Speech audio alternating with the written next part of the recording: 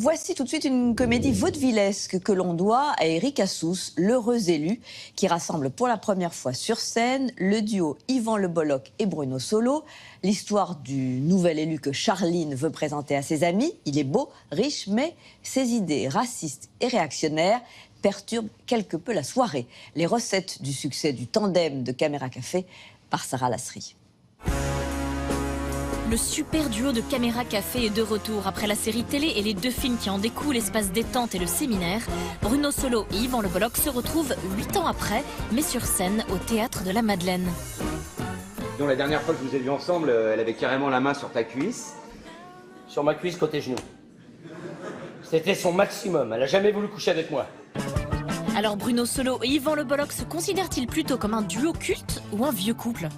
Je préfère vieux couple. Duo culte, c'est il y a une sorte d'idolâtrie comme ça qui est pas de mise. Ouais, Oui, un vieux couple. Ouais. oui, c'est ça, un vieux couple de comiques. Ouais. Ça leur fait quoi de retrouver leur public en direct? Parce que c'est la première fois qu'on fait du théâtre Ensemble. côte à côte. Donc voilà, c'est un couple qui revit et qui, j'espère, va regagner son lustre dans le temps. Enfin, Greg, tu m'as pris pour Pape François. Mais déjà, quand ils vont arriver, main dans la main, je vais bien avoir les boules, mais s'ils se roulent une pelle, je suis capable de m'immoler dans votre salon. Et là, on a le résultat direct, effectivement, cette complicité, l'amitié qui nous lie, la connerie qui nous lie, etc. Visiblement, a un écho direct. Et là, on le voit pour la première fois. Et les duos comiques qui continuent de les inspirer. Laurel et Hardy. Ah oui, là. On tâte dans le très ancien. Mais Poiré et Serrault, moi j'avais une vraie tendresse pour ce duo parce que ils étaient auteurs et comédiens à la fois dans tous les registres. Ce qu'il faut, c'est adapter l'exercice physique à ses occupations quotidiennes. C'est ça le secret. Par exemple, je vais vous donner un petit secret. Vous voyez, par exemple, quand vous fumez, il faut en profiter. Oui. Aspirez bien la fumée. Oui, c'est ça. Mais oui. Non, mais franchement, aspirez bien la fumée pour que vos poumons en profitent. C'est ça. Ça, c'est mon docteur qui m'a dit ça. Et pendant que vous respirez ça, vous ne respirez pas de cochonnerie. C'est quand même. Mais oui. Comme les deux comédiens sont aussi musiciens, on a voulu leur demander le lien intrinsèque entre la musique et le tempo du plateau. Moi je suis batteur, effectivement, je dis parfois que je suis bacteur.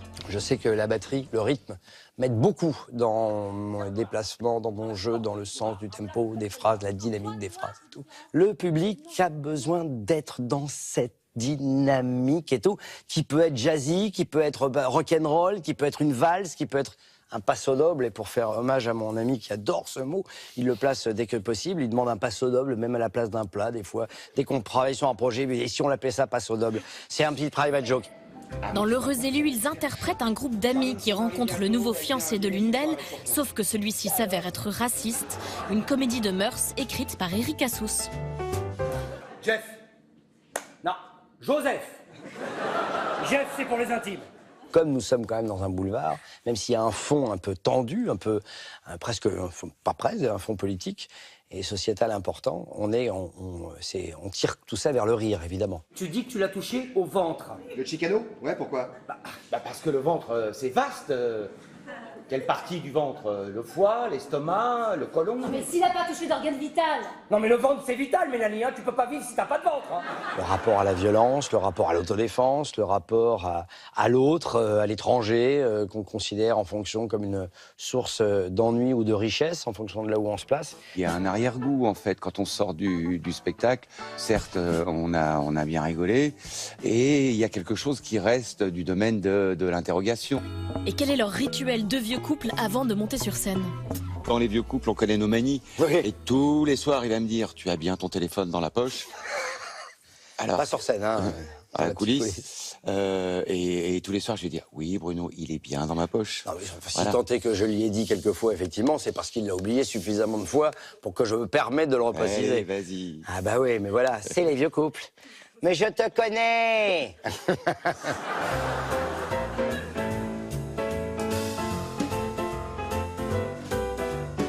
Bisous, Claire. Mais oui, Claire. Mais je vous embrasse aussi, Yvan et Bruno.